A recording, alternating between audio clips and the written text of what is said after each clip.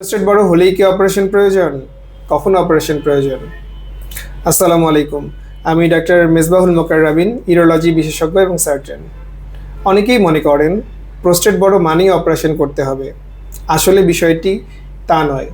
Prostate বড় হওয়া বয়সজনিত একটি স্বাভাবিক পরিবর্তন এবং অনেক ক্ষেত্রেই ঔষধ ও জীবনযাত্রার কিছু পরিবর্তনের মাধ্যমে রোগ নিয়ন্ত্রণে রাখা সম্ভব। তবে কিছু বিশেষ পরিস্থিতিতে অপারেশন প্রয়োজন হতে পারে, যেমন বারবার প্রস্রাব বন্ধ হয়ে যাওয়া, প্রস্রাবের জন্য ক্যাথেটার লাগানোর প্রয়োজন হওয়া, বারবার প্রস্রাবে সংক্রমণ, মূত্রথলিতে পাথর তৈরি হওয়া, প্রস্রাবের সাথে রক্তপাত, অথবা প্রোস্টেটের কারণে কিডনির কার্যক্ষমতা ক্ষতিগ্রস্ত হওয়ার ঝুঁকি দেখা দিলে অপারেশন বিবেচনা করা হয়।